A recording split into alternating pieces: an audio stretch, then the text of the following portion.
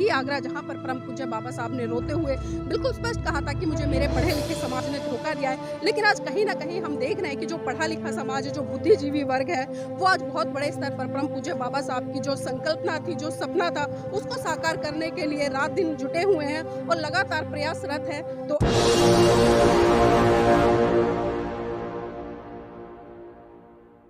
नमस्कार, आप देख रहे हैं एनबी न्यूज़ 24/7 नीलम बोध के साथ। साथियों, आप जिस तरह से देख रहे होंगे, यहाँ पर झील है और जो ये झील है, ये कहीं और का नज़ारा नहीं बल्कि ये नज़ारा है नेपाल के लुम्बिनी वन का।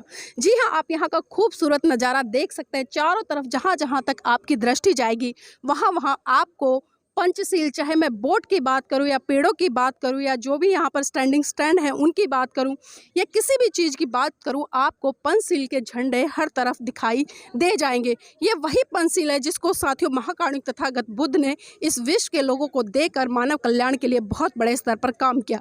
और यहाँ का जो अद्भुत नज़ारा है, सैकड़ों की संख्या में लोग भारत से घूमने के लिए आए हैं। कुछ लोगों से जुड़ने का प्रयास करेंगे, जानना चाहेंगे। सर, आपका नाम क्या है? सुदाम प्रसाद चौधरी, कहाँ से आए हैं? एमपी कटनी जिला। सर, जानना चाहूँगी यहाँ पर आने का उद्देश्य क्या है? हो गए यहाँ पर मैडम, ये धम्म दीक्षा गौतम बुद्ध के संबंध में जब जानकारी हुई, उसी संबंधित जानकारी या घूमने के उद्देश्य उनके विषय में ये सब जानकारी के लिए आए थोड़ा सा। तो देखिए, कहीं ना कहीं आज लोगों में एक जिज्ञासा है, एक उत्साह है कि जिस धरोहर को या जिस संस्कृति को या जिस धर्म को जानकर आज पूरा भारत विश्व गुरु के रूप में गौरवान्वित हुआ, उस धर्म के बारे में, उस महाकारुणिक तथागत बुद्ध के बारे में जानने के लिए आज नेपाल की धरती लुम्बिनी पर आए हैं। और यहाँ पर लोगों का आप नज़ारा देख सकते हैं। कोई सेल्फी में व्यस्त है, कोई वोटिंग में व्यस्त है, कोई अपनी बातचीत करने में व्यस्त है। आपका नाम क्या है? प्रभा वाघमारे। कहाँ से आए हैं? हम पूना से। पूना से आए हैं। तो यहाँ पर आने का उद्देश्य क्या है? क्या देखने के लिए? देखने के लिए आए। तो कैसा लग रहा है? अच्छा लग रहा है। क्या क्या चीज़ें देखी अभी तक? गौतम बुद्ध का और क्या मनोकामना देवी, पशुपतिनाथ। तो सबसे अच्छा क्या लगा? सबसे अच्छा रोपवे। रोपवे। हाँ, ऐसा क्या है वहाँ पर? वहाँ पर तो जाने में बहुत थ्रिल अच्छा लग रहा था, केबल कार में जाते हुए। मतलब प्रकृति को देखकर बहुत अच्छा लग रहा बहुत ही अच्छा, बहुत अच्छा। वो स्वर्ग बोलते हैं ना, वही नीचे आया हुआ लग रहा है। जी। आप भारत से आए हैं? हाँ जी। जानना चाहूंगी, जिस तरह से महाकारुणिक तथागत बुद्ध जो कि सिद्धार्थ के रूप में यहाँ पर नेपाल लुम्बिनी में उनका जन्म हुआ, आज भारत के लोग उनकी विचारधारा और उनके धर्म को कितना फॉलो करते हैं? बहुत करते हैं, बहुत करते हैं। बहुत है फॉलो करने वाले। उनके धर्म की कुछ बातें बताएं हमें।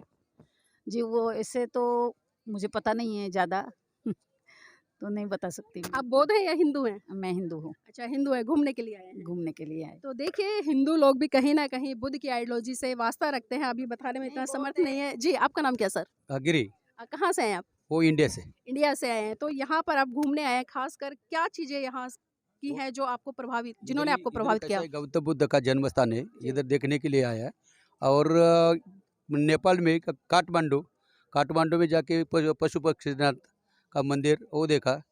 और मनोकामना देवी का मंदिर एक पहाड़ी में है, तो रोपवे से जाना पड़ता है उधर, वो भी बहुत अच्छा है।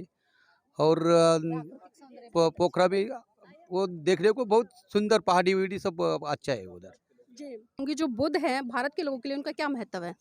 वो बहुत अच्छा बोला। अभी तो इसका तो मालूम नहीं, मैं तो हिंदू है, लेकिन वो अच्छा है, मानने वाले फिर भी अगर हम इतिहास को उठाकर देखें, क्योंकि इतिहास के जितने भी देश, अगर मैं नेपाल की बात करूं, नेपाल मात्र इकलौता एक ऐसा देश है जो आज तक किसी भी देश का गुलाम नहीं रहा। और उसका कारण है कि यहाँ पर सिद्धार्थ ने जन्म लिया था। तो यही मैं आपसे जानना चाह रही हूँ, क्योंकि जो महाकारुणिक तथागत बुद्ध है वो भारत में जन्मे, भारत में पनपे, और जो उनकी विचारधारा है वो भारत में ही फैली। और खासकर हमारे देश के माननीय प्रधानमंत्री भी जब विदेश में जाते तो कहते हैं कि मैं बुद्ध की धरती भारत से आता हूँ। तो इसलिए मैंने पूछा कि भारत के लोग बुद्ध की विचारधारा में कितना विश्वास रखते हैं?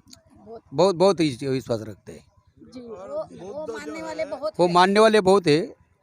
शांति प्रिय है। और उनका जो मैसेज दिया है उन्होंने कि सबको लेके, सबको मिलके चलना, शांति से रहना, सब जो प्राणी, पशु पक्षी, मानव एक साथ शांति से रहे और किसी को दिक्कत नहीं आए, किसी को तकलीफ ना हो, शांति से रहे। यही बौद्ध का जो जीवन का जो चरित्र है और उन्होंने जो शिक्षा दी है अपने भारत के लिए और पूरे इस विश्व के लिए, तो वही अच्छा है। और यही सर मानना है। जानना चाहूंगी, कोई भी व्यक्ति हो, महान पुरुष हो या कोई वीर हो या सूरवीर हो, उसके विचार जितने महत्वपूर्ण होते हैं उसको जानना है या उसके विचारों को मानना, दोनों में कितना बड़ा फर्क है?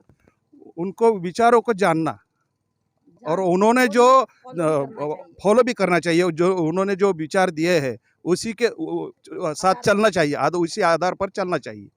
जी, तो देखिए उसी आधार पर चलना चाहिए, लेकिन हम देख रहे हैं कि जिस तरह से भारत में जो अभी एक तनाव की स्थिति पैदा है, क्योंकि लगातार सरकारें भारत को हिंदू राष्ट्र घोषित करने पर तुली हुई है, लेकिन कहीं न कहीं जो पूरा विश्व है वो भारत को बुद्ध के कारण जानता है, तो कहीं न कहीं हम दोहरा चरित्र यहाँ पर सरकारों का भी देखते हैं, लोगों का भी देखते हैं। एक तरफ बुद्ध की बड़ी-बड़ी बातें तो करते हैं, लेकिन जब उनकी विचारधारा, उनकी आइडियोलॉजी या उनके सिद्धांतों को फॉलो करने की बात आती है, उससे कहीं न कहीं कोसों दूर नज़र आते हैं। मैडम आपका नाम क्या है? वर्षा गिरी। इंडिया से ही आए हैं? हाँ, पूना से। तो वही सवाल रहेगा कि बुद्ध की विचारधारा से कितना वास्ता रखते हैं? बहुत सारा। बहुत सारा, कैसे? जैसे हमारे बाजू में रहते तो हम जाते आते उनके साथ। जी, हाँ। चलिए ठीक है। देखिए यहाँ पर एक दार्शनिक स्थल है, उसके लिए भी लोग जुटे हैं और भारत से आए हैं, ये बड़े ही गर्व की बात है, क्योंकि कहीं न कहीं आज भारत के लोग जिज्ञासु हैं। भले मतलब प्रकृति का नज़ारा लेने आते हैं, लेकिन कहीं न कहीं जब लुम्बिनी नेपाल में आते हैं तो उन्हें बुद्ध की उस विचारधारा से जुड़ने का भी एक मौका मिलता है, जिस बुद्ध के कारण आज पूरा भारत देश विश्व में विश्व गुरु के रूप में प्रचारित और प्रसारित हुआ। और इंतज़ार रहेगा आखिर वो मौका कब आएगा, जब दोबारा से सम्राट अशोक के शासनकाल जैसा भारत हमें देखने को साथियों मिलेगा। आज का दिन, जी हाँ, इतिहास के सुनहरे पन्नों में दर्ज हो चुका है। 14 अक्टूबर सन 1956। ये वही दिन है जब परम पूज्य बाबा साहब ने एक ऐसी व्यवस्था को लात मारकर एक ऐसी शरण में गए जहां पर कि करुणा, मैत्री, भाईचारे की बात ही नहीं होती, बल्कि उसको अपने जीवन में मनोसात करके मानव कल्याण के लिए बड़े स्तर पर काम किया जाता है। जी हाँ साथियों, सन 1956 में परम पूज्य बाबा साहब ने नागपुर की धरती पर लाखों अनुयायियों के साथ में हिंदू धर्म को छोड़कर बौद्ध धर्म की दीक्षा ली थी। और उस दीक्षा में परम पूज्य बाबा साहब ने जिस तरह से 22 प्रतिज्ञाओं के साथ में शुद्ध रूप से बौद्ध धर्म को ग्रहण करने का काम किया था, उसी कड़ी में राष्ट्रीय बौद्ध महासभा भी बड़े स्तर पर काम कर रही है। और एक खास बात है कि आज राष्ट्रीय बौद्ध महासभा का स्थापना दिवस भी है, और इसके पीछे बहुत बड़ा कारण है, क्योंकि उनका मानना है कि जिस तरह से परम पूज्य बाबा साहब ने भारत देश के दलित, पिछड़े, शोषित लोगों को इस व्यवस्था से बाहर निकालकर एक ऐसी दिशा दी जहाँ पर कि मनुष्य के द्वारा बहुत बड़े स्तर पर कल्याण हो सकता है, इसीलिए उन्होंने आज ही के दिन राष्ट्रीय बौद्ध महासभा की स्थापना की थी। यहाँ पर बहुत सारे लोग हैं, जुड़ने का प्रयास करेंगे। सर नाम क्या है? राकेश बौद्ध। कहाँ से हैं सर? आगरा से मैम। जानना चाहूंगी, जिस तरह से आगरा की धरती भी बाबा साहब के लिए जानी जाती है और बाबा साहब ने खासकर वहाँ पर रोते हुए कहा था कि मेरे पढ़े लिखे समाज ने मुझे धोखा दिया, तो जानना चाहूंगी आज जो पढ़ा लिखा समाज है आखिर बाबा साहब की दिशा में कितने बड़े स्तर पर काम कर रहा है? मैडम, आज की डेट में काफ़ी समाज काम कर रहा है और बहुत जल्दी, बहुत तेज़ी से परिवर्तन हो रहा है। बुद्ध धर्म की ओर लोग बहुत जोर से प्रभावित हैं, बहुत ज़्यादा संख्या में प्रभावित हैं, और आए दिन कहीं न कहीं धम्म देशनाएँ और धम्म दीक्षाएँ रेगुलर चल रही हैं। और ऐसा मानना है कि बहुत जल्दी भारत बुद्धमय होने की तरफ अग्रसर है। तो देखिए यहाँ पर जिस तरह से लोग बाबा साहब ने, मैंने जिस तरह से बताया कि आगरा के लोग भी आए हैं, और वही आगरा जहाँ पर परम पूज्य बाबा साहब ने रोते हुए बिल्कुल स्पष्ट कहा था कि मुझे मेरे पढ़े लिखे समाज ने धोखा दिया है। लेकिन आज कहीं ना कहीं हम देख रहे हैं कि जो पढ़ा लिखा समाज है, जो बुद्धिजीवी वर्ग है, वो आज बहुत बड़े स्तर पर परम पूज्य बाबा साहब की जो संकल्पना थी, जो सपना था, उसको साकार करने के लिए रात दिन जुटे हुए हैं और लगातार प्रयासरत हैं। तो आइए कुछ और लोगों से जुड़ने का प्रयास करेंगे, जानना चाहेंगे। सर नाम क्या है? मेरा नाम राजेंद्र कुमार भक्त है। कहाँ से आए हैं? उड़ीसा से है। उड़ीसा से आए हैं। सर यहाँ पर आने का उद्देश्य क्या है? आने का उद्देश्य है कि ये लुम्बिनी है, जो कि सिद्धार्थ गौतम बुद्ध का जन्म स्थान है, इसलिए वहाँ पे हमारा 5 दिन का कैडर क्लास थे। 3 दिन हो चुके हैं, 2 दिन पूरा प्रोग्राम जो बाबा, जो लुम्बिनी में जो हमारा बुद्ध विहार है, उसमें थोड़ा 2 किलोमीटर पैदल से चलते हैं, और कोनों कोने में भारत का सभी लोग आते हैं।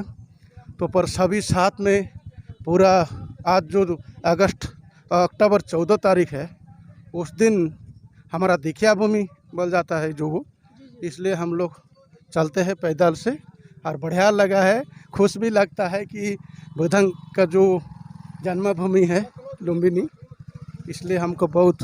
जी सर, आपका नाम क्या है? हाँ, मैं इंजीनियर डीपी गोलिया, मध्य प्रदेश कोऑर्डिनेटर। सर जानना चाहूँगी, जिस तरह से इस तरह के भव्य कार्यक्रम होते हैं, तो समाज के लिए आखिर इस तरह के कार्यक्रम किस तरह से प्रेरणा देने का काम करते हैं? राष्ट्रीय बौद्ध महासभा के माध्यम से इस प्रकार के कार्यक्रम 15 सालों से विगत पूरे भारत में किए जा रहे हैं, और ये अंतर्राष्ट्रीय कार्यक्रम नेपाल का 15वां कार्यक्रम हमारा है। और इस कार्यक्रम को देने का संदेश ये है कि पूरे विश्व को हम ये संदेश देना चाहते हैं तथा जहाँ जन्म लिए हैं, जहाँ जिस भूमि पर पैदा हुए हैं, यहाँ से लेकर के 400 मील तक वो पैदल चले हैं। हम लोग 2 किलोमीटर पैदल चल के संदेश देना चाहते हैं कि हमारा ये धम्म एकता है, धम्म क्रांति है, इसका नया आगाज़ हम करना चाहते हैं। यहाँ तथा बाबा साहब डॉक्टर अम्बेडकर साहब का भी यहाँ मिशन जारी रहा है। यहाँ पे उन्होंने यहाँ पे संगति की है और हम लोग यहाँ राष्ट्रीय बौद्ध महासभा के माध्यम से 15वीं संगति करने के लिए यहाँ पर एकत्रित हुए हैं पूरे भारत से। तो देखिए बिल्कुल स्पष्ट कर दिया। और यहाँ पर मुझे बाबा साहब की एक बात बहुत अच्छे तरीके से याद आ रही है। बाबा साहब अक्सर कहा करते थे कि मेरी जय जयकार करने से अच्छा है आप मेरे बताए हुए मार्ग पर चलो। और जिस दिन बहुजन समाज ने बाबा साहब के बताए हुए मार्ग पर चलना शुरू कर दिया तो ये सच्चाई है कि उस दिन पूरे भारत में नहीं बल्कि भारत की सीमाओं से निकलकर फिर से वो सुनहरा मौका आएगा जब पूरे विश्व से बुद्धं शरणं गच्छामि की गूंज हमें सुनाई देगी।